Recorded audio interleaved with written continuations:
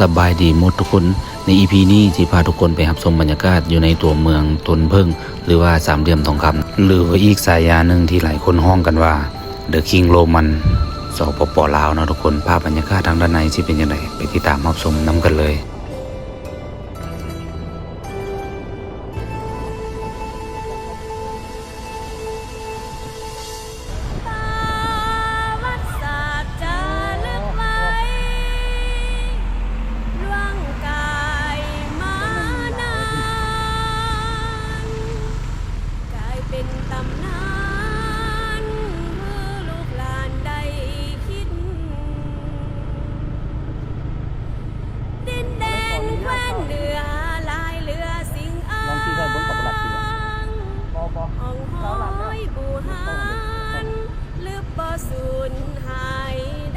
เขาเป็นไรได้บอกสบายดีทุกคนเนาะใน EP นี้สิพาทุกคนมาถ่ายรูปบรรยากาศสามเหลี่ยมคำเนาะทุกคนซึ่งว่าอยู่ทางด้านหลังนี้ก็จะเป็นไฮไลท์หลักเนาะเพราะว่าเป็นคาสิโนของสามเหลี่ยมทองคำเนาะทุกคนบรรยากาศทางด้านรอบว้าบอกเลยว่าสุดฟินงามแต่งามว่างามแต่โอ้มันก็จะมีรถเที่ยวเข้าเที่ยวออกนะป้าก็รู้สึกโคตรตื่นเต้นเลยเพราะผมเคยมาจากเทื่อแล้วมันรู้สึกว่าเพิ่นสิอนุญาตให้เราถ่ายบ่ดอกนะ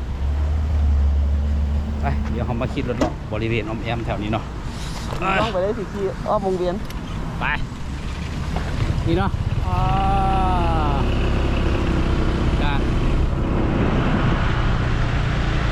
จะมีคนมาถ่ายโฮเทลที่นี่เลยเนาะ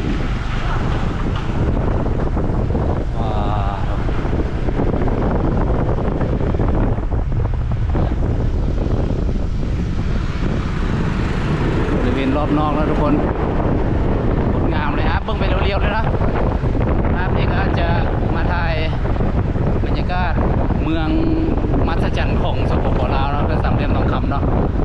สายาคิงโรมัน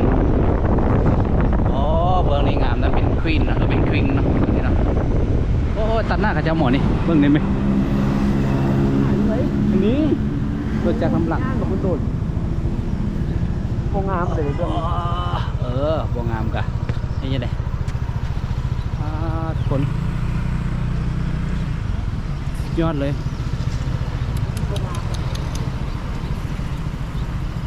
เริ่มเป็นบรรยากาศเดี๋ยวมาเบิ่งใกล้ๆโอ้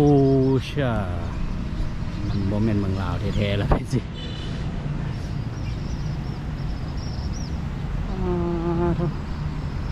นี่เนาะทุกคนสายาคิงโรมันแห่งสปป.ลาวเนาะซึ่งตั้งอยู่สามเหลี่ยมทองคำนะนี่นะ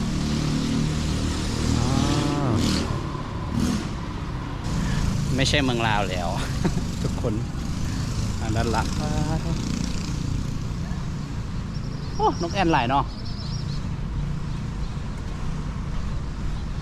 ก็จะเป็นแลนด์มาร์กหลักเนาะทุกคนเนาะเนื้อทีจักเขาได้กระโบหูเลยงามขอถ่ายรูปเลยเด้อเข้าใจละเข้าใจไข่ใหญ่เนาะเป็นยังไงไม้นี่จะเคลื่อนละเข้าใจ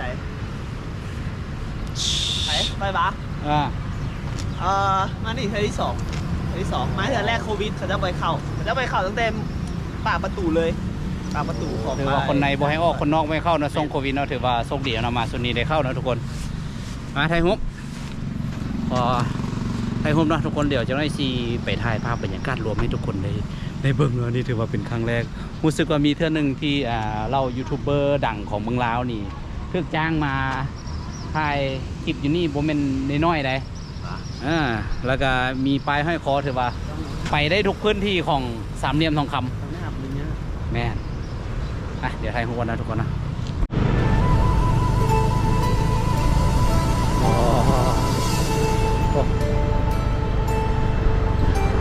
ข้าวบังเนาะ แหล่งน้ำนะข้าวบังทุกคนโคตรงามเลยข้าวบังตั้งกันสร้างปลาทุก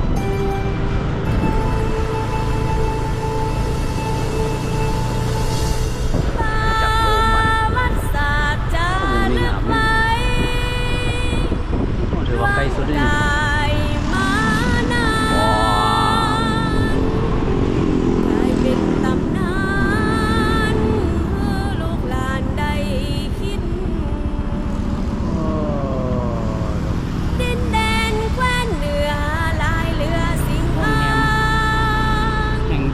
จ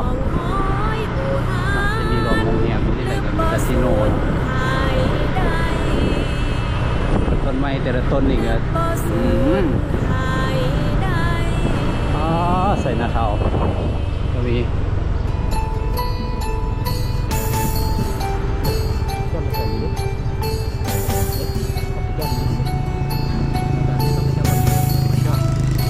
มันนึงไปนี่พร้อมคนนี้อันนี้ก็ครั้งแรกในชีวิตที่ได้ไม่เห็นความเจริญที่สุดของสปป.ลาวเนาะเรียกว่าเป็นเมืองที่โคตรอลังการงานสร้างเลยโอเคเดี๋ยวนี้ชื่อของไปไกลใครอยู่ที่ไหนก็จะมาฮือได้เพราะว่าภายใน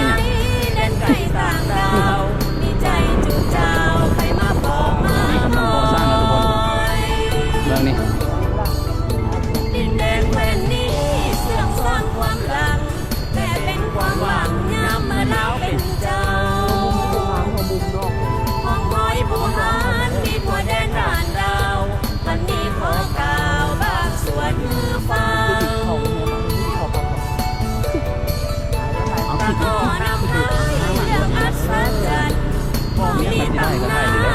เฮาอ่านได้เหลือแต่บันทึกสืบทอดกันไว้จะลึกในใจของเราทั้งเมือ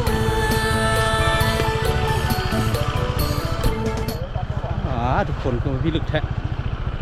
เมืองไหมทุกคนทางด้านหลังโอ้ยอดบริเวณออมแอม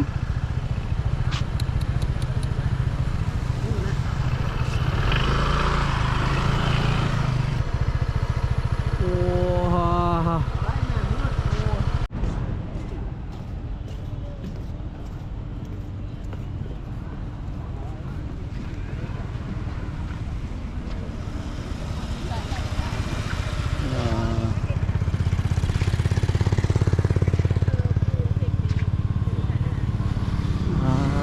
คนนี่ก็เป็นบรรยากาศเรียวๆเลยเนาะทุกคนเนาะถือว่าสามเหลี่ยมทองคำถือว่าเป็นอีอย่างที่ยอดเคยเห็นแต่อยู่ในคลิปวิดีโอเห็นยูทีวีโทรทัศน์อยู่ในเฟซบุ๊กมาเห็นกับตาวันนี้เป็นอาณาจักรที่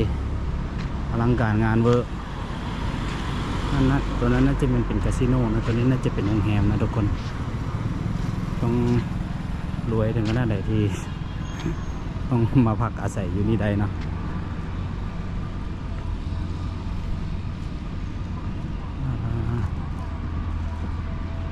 โอ้เป็นสระอาบน้ำไม่นี่เนาะบอลนี่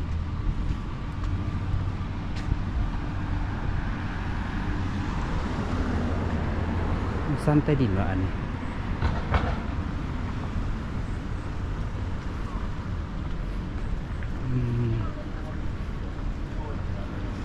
จ๋า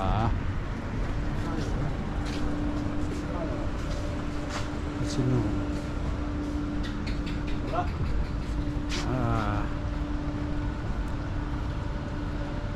นี่ก็จะเป็นสระอาบน้ำ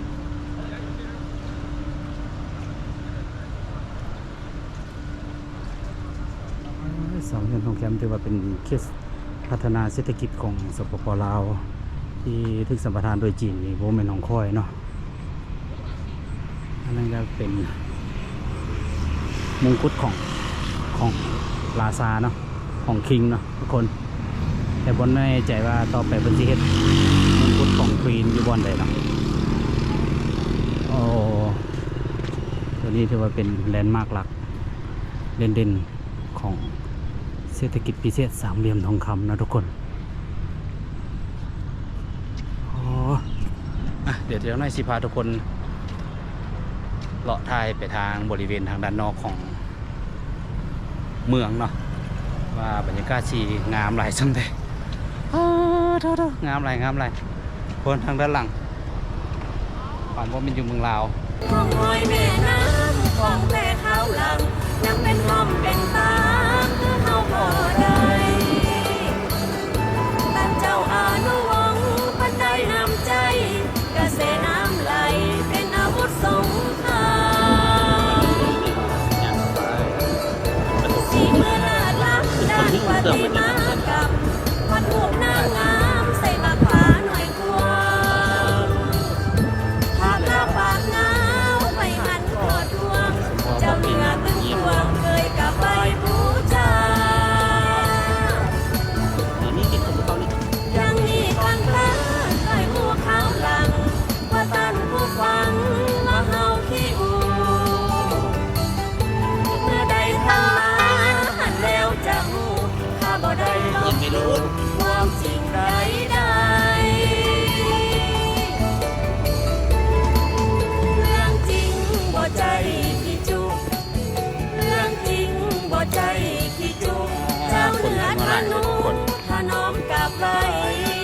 มันก็มีพูดที่ว่าเจ้ารถมาจอดอยู่นี่เต็ม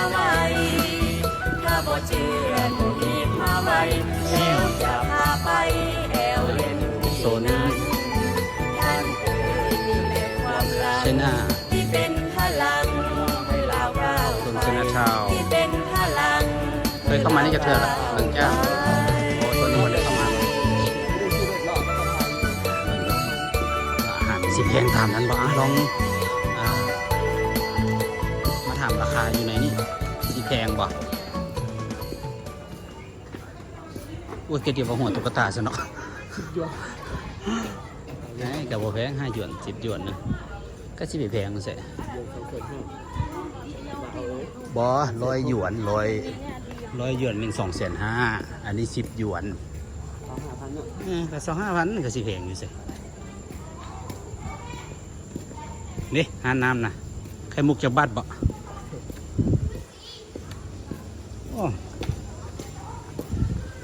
โอ้ลองเบิ่งทางด้านในอาจจะว้าวว่ามีฮอตจินอ่ะนั่งทง50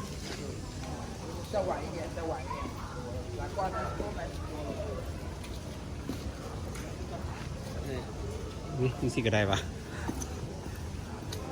เอาเข้าแล้วเนาะคนเนาะใส่หน้าเท้าน้ำจีน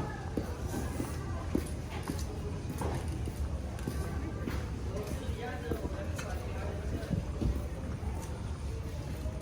อเค ทรงสิได้ขายอยู่ปะ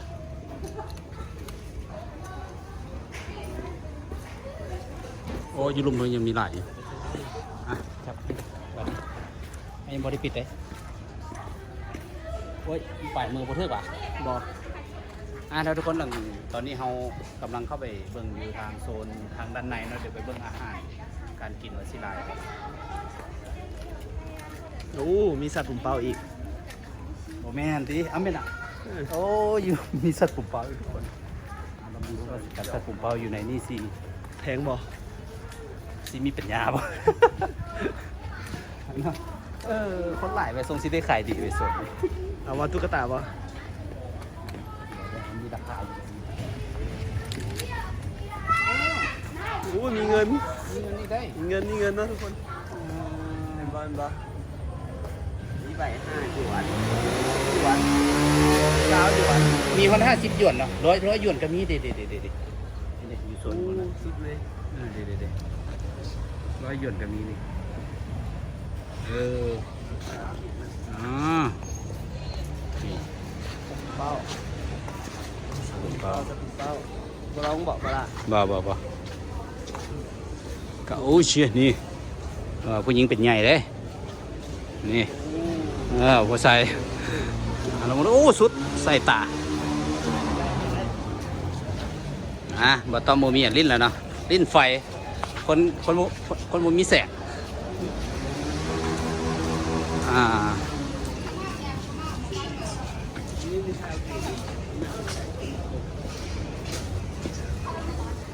ว่าเกมสัตว์อันนั้นแล้วสีเอาเป็นบวงดิเป็นบวงแล้วได้เสียงดวงเอาเนาะ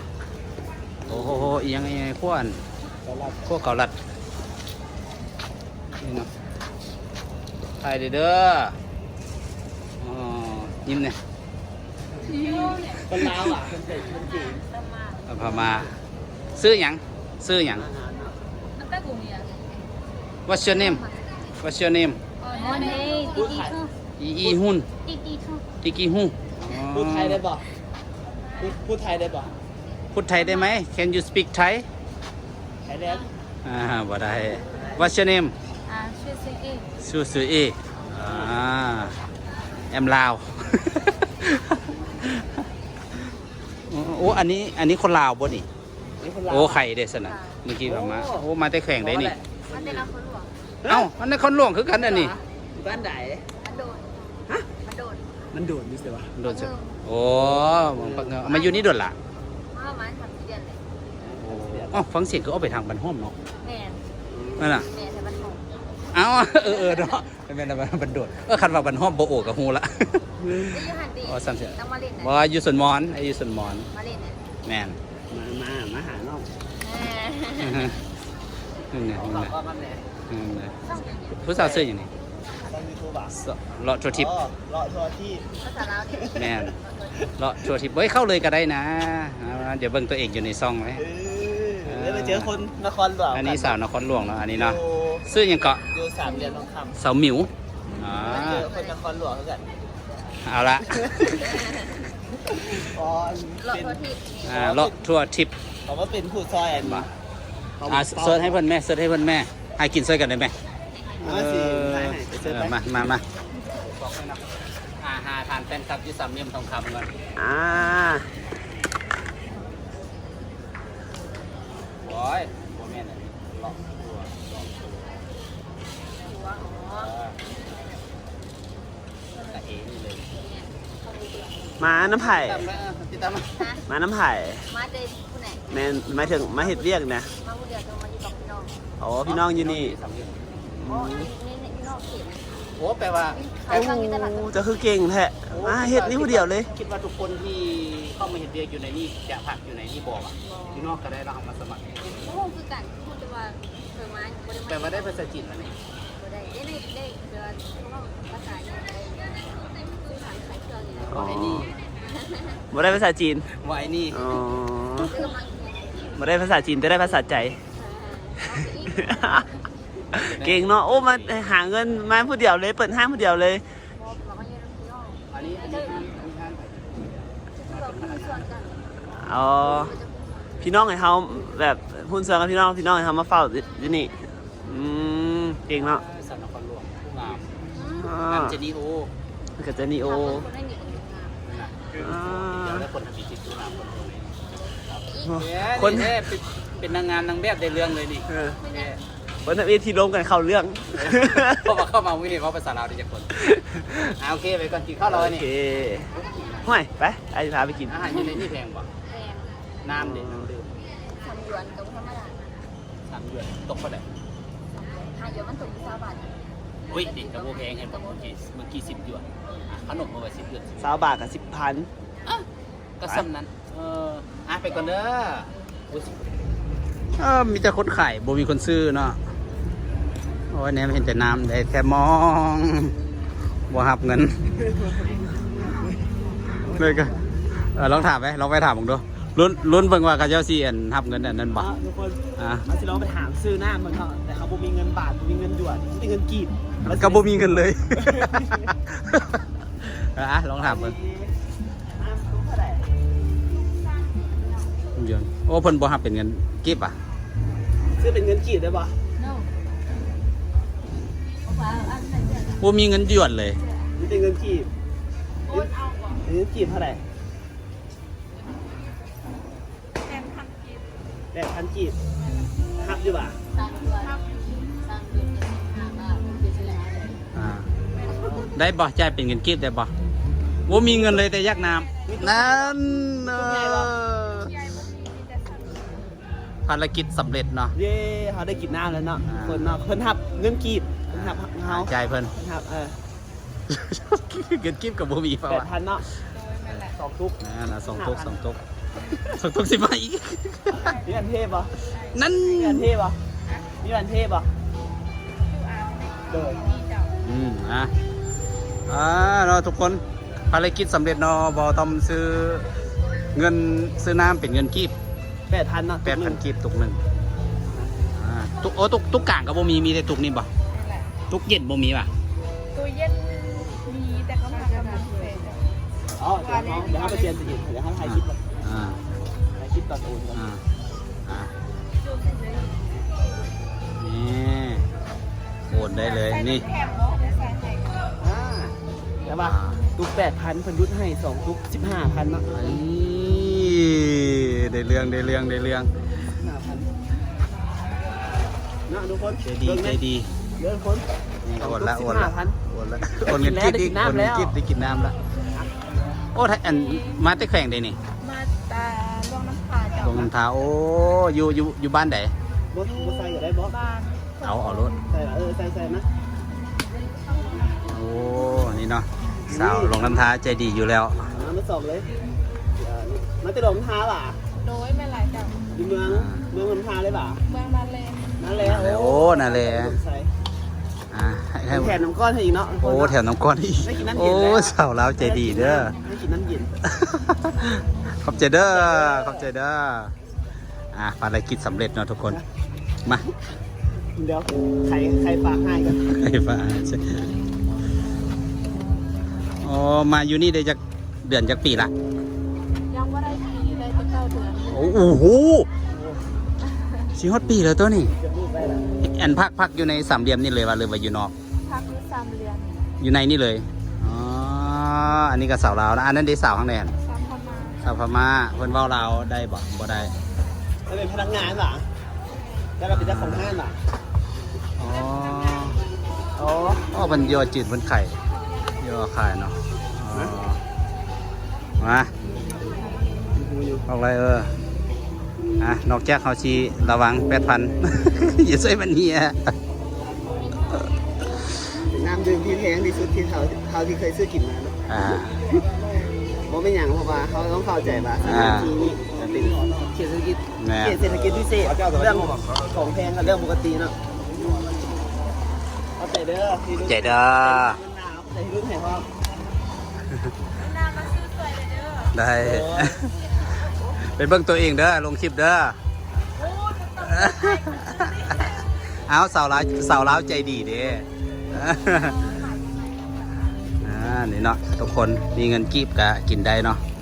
บอเสมอไปว่าเราอยู่ในนี่สิกินเงินกินอาหารโดยที่บ่ใส่เงินกีบอะไรแต่ก็อาจจะเป็นเรื่องซื้อบางอย่างได้เนาะ ปกติทำลืมหมวกกันน็อก อ๋อ ดีใจจนลืมหมวกกันน็อกเนาะ เพราะว่าปกติต่อยางเข้ามาเมื่อกี้เนาะได้ไปถามน้องหมิวที่ว่าเฮ็ดห้านสับปุ่มเป้าหนะเพิ่นก็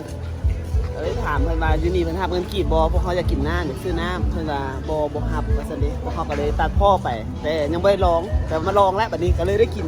ได้ซื้อ โอเคนี่เนาะ อาจจะเป็น แต่ว่าคนลาวก็หลายเนาะคนลาวก็หลายเนาะเราอาซิโบเป็นเหมือนคนลาวที่จะไหนก็คนลาวเนาะ เมืองลาว โอ้ฮานนี่แล้วก็ยาวสุด น้ำหลาย ประมาณกิโลหนึ่งเนาะบ่ฮอดดิฮอดบ่ 500 เมตรนี่แหละ ประมาณ500เนาะ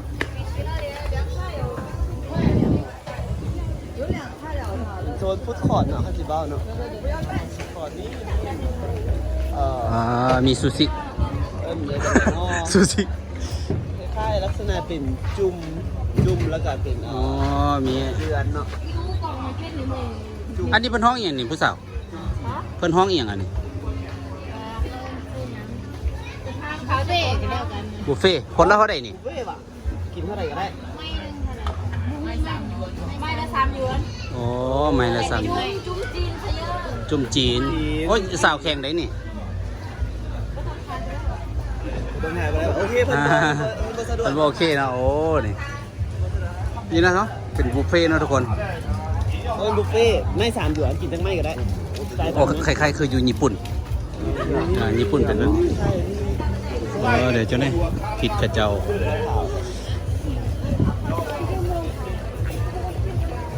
โอ้คนลาวหลายเนาะ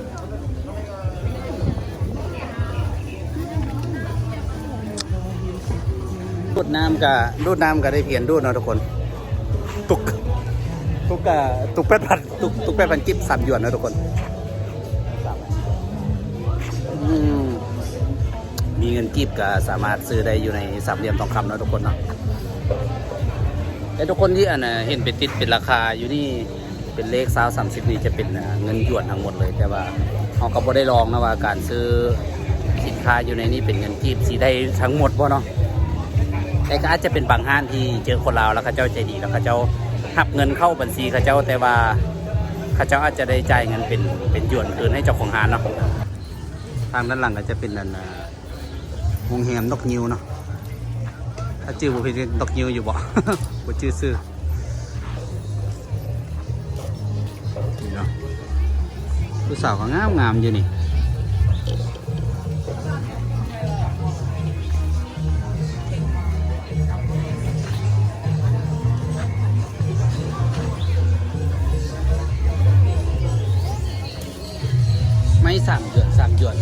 8,000ไม่8,000โอ้ไม่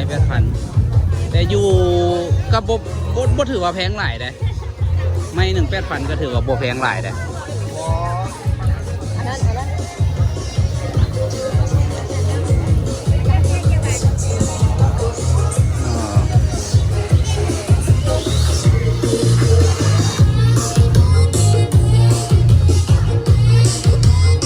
มีทุกสิ่งทุกอย่างยกเว้นเงินเนาะเงินบาทที่ซื้อ เงินหยวนที่ซื้อเนาะแล้วก็มีส่วนนั่งกินอยู่ทางด้านในได้ทุกคนอ๋อ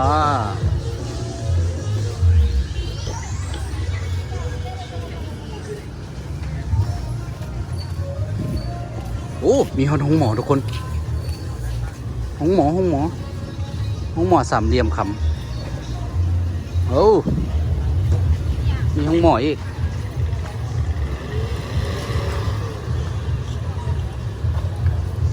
อ๋อ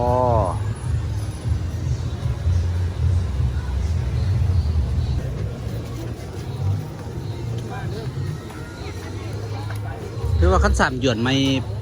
3 หยวนก็ตกอยู่ 8,000 นี่ถือว่าบ่แพงเลยเนาะเพราะว่าคันอยู่บ้านเขาอ้าว่าเป็นไม้อันนั้นโอ้มีอันแบบซีวุ้นนี่มีโคกวุ้นเนี่ยมีโคกวุ้นอยู่มีพาวอีก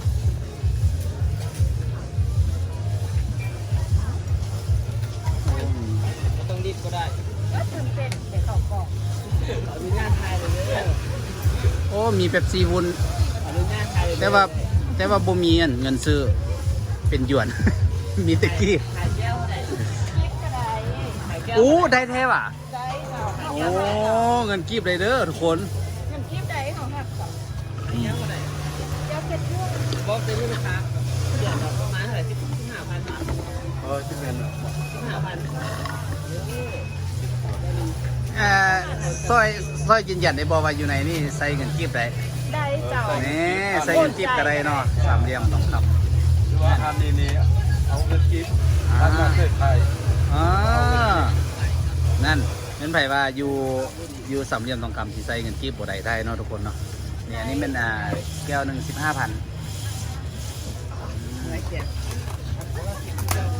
เอาบ่เอายังเอาบ่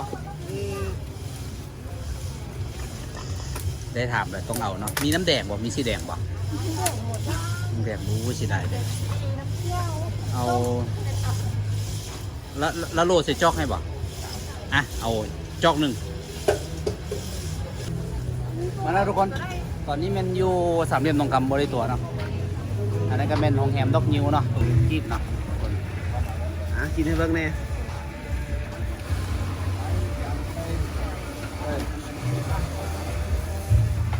สิบของเราทุกคนอันนี้เป็นเบียร์วุ้นผมไหม ซีฟู้ด ซีฟู้ด โอเคทราบป่ะ กินละไวเลยแหละ ไหวเลยแล้วเอา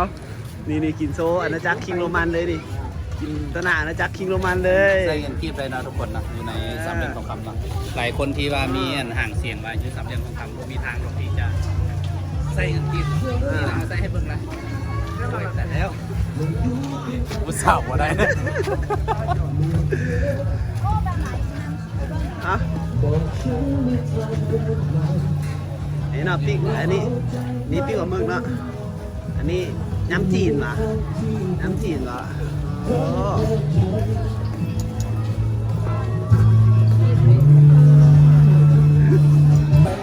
เป็น ว้ามีหอยพุงเต้นเนี่ย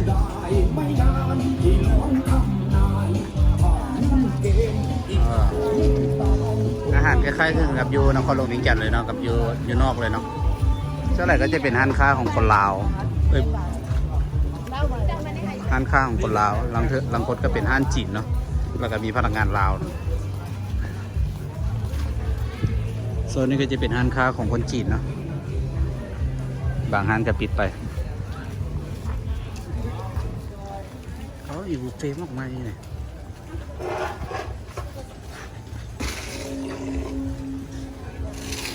เกินไปดอกเตอร์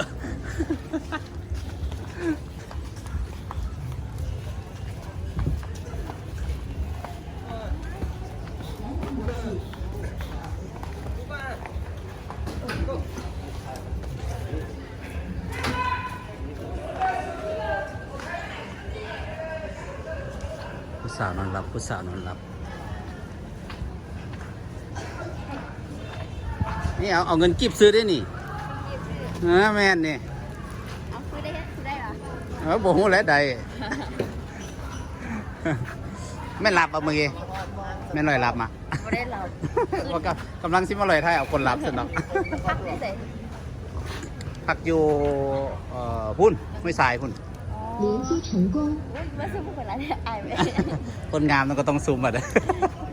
อ ไปก่อนเด้อสาว ก่อน สาวยังเกาะ มิว สาวมิวเนี่ย ชื่ออย่าง ไอซิล่าไอ้นี่แหละ มาดู ไอ้ต้อมอันนี้ ไอ้ต้อมสุดต้อมสนใจผู้ใด พูดไล่นี่มันพูดที่ไล่นี่มันสิต้อม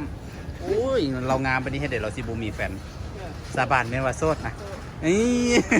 อ๋อโสด อ่า ได้ดิผมจะให้เขาได้เงินอย่างผมหักสำนานดอกกุ๊กหนู อันนี้เป็นห้องดอกงิ้วนี่เนาะแหมดอกงิ้วตำนานหักดอกงิ้วค แต่ แค่ดิเด้ ำไปเนาะทุกคนสำหรับ EP นี้ก็สีได้ลาทุกคนไปเพียงสำนี้เนาะแล้วก็สีเข้าไปเมืองห้วยทรายเพื่อที่จะไปพักอยู่ในนั้นเนาะเพราะว่าบ่ได้นอนอยู่ที่สามเหลี่ยมทองคำเนาะถ้าตามความรู้สึกก็เป็นเมืองจีนเมืองหนึงแหละมันเป็นชุมชนจีนแหละแล้วก็มีทางห้องหมอมีทางตลาดมีทาง walking street แล้วก็มีทุกอย่างมีวัดต่างแต่ว่า